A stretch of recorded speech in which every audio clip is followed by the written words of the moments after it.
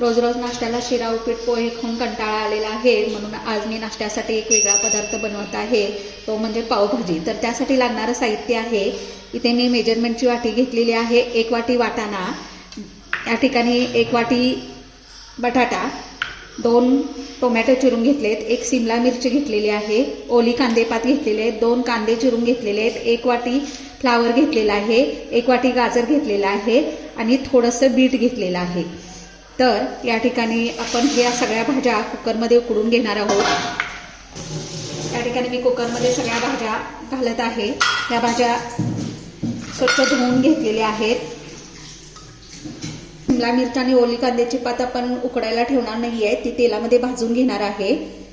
तर या भाज्या मी कुकरमध्ये सगळ्या घातलेल्या आहेत। यामध्ये 1 ते 1.5 पेला पाणी घालून थोडंसं मीठ घालून उकडायला ठेवायचं आहे।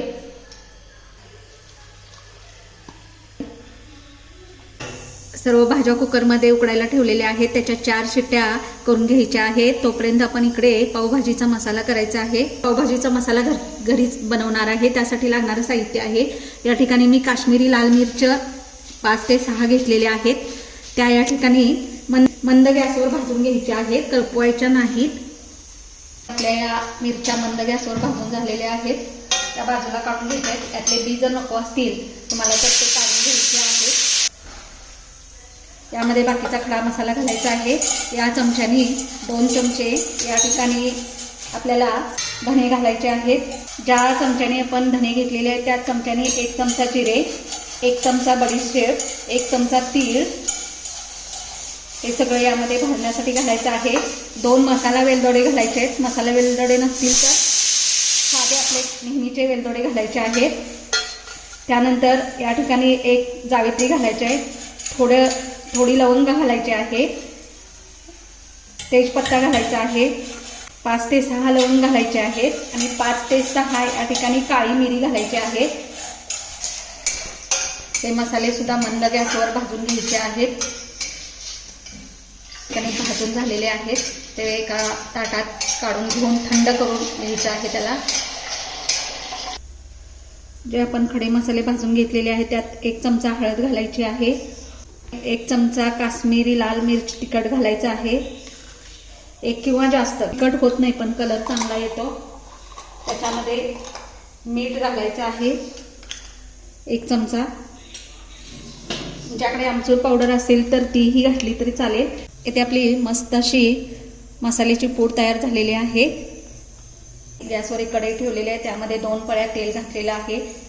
त्यामध्ये आपल्याला या ठिकाणी अमूल बटर जे आहे त्याचा 1 ट्यूब घालायचा आहे। आता यामध्ये आपल्याला सगळ्या भाज्या फ्राय करून घ्यायच्या आहेत। ते पहिल्यांदा मी घालते आलं लसूण आणि हिरवी मिरची, याची मी पेस्ट करून घेतलेली आहे, ती यामध्ये घालायची आहे।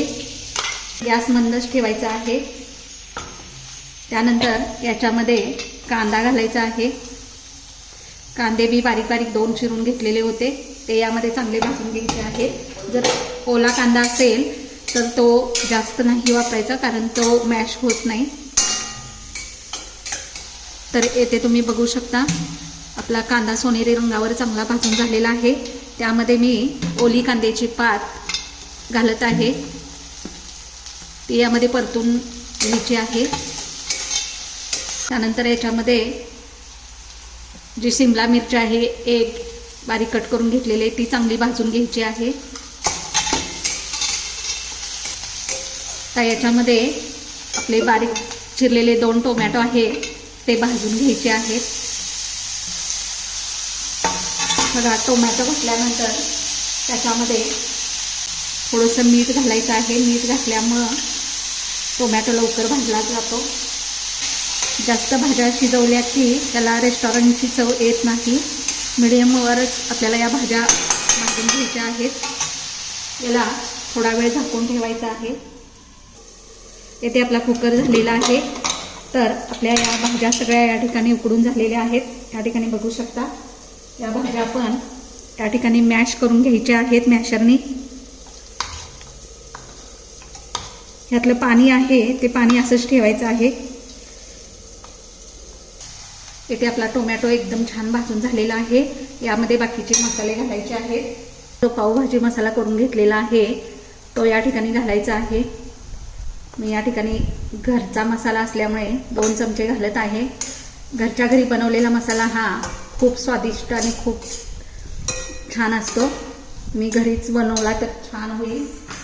त्यानंतर आपलं जे नेहमीचं तिखट आहे ते तिखट यामध्ये मी 2 चमचे घालत आहे.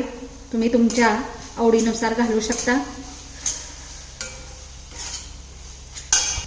कलरसाठी मी थोडे काश्मीरी लाल मिरची पावडर घातली आहे. सगळा मसाला भाजून झाल्यानंतर आपण मॅश केलेल्या भाज्या ज्या कुकरमध्ये उकडून घेतलेल्या होत्या त्या यामध्ये घालायच्या आहेत.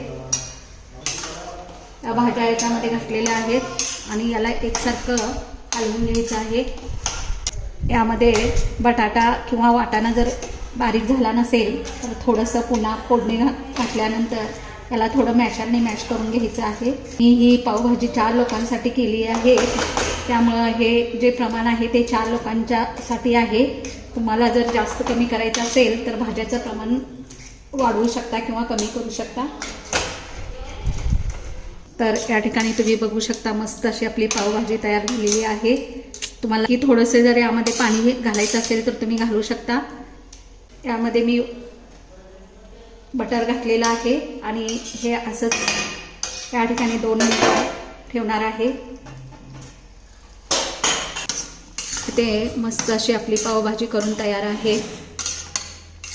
मस्त असा स्वाद यायला लागले. तर थोडीशी पावभाजी घेऊन आपण जे आपले ब्रेड भाजून घेतले शेवटी यामध्ये थोडासा लिंबू पिळून घ्यायचा आहे आणि एकजीव करून आपण ही पावभाजी खायला घेणार आहोत.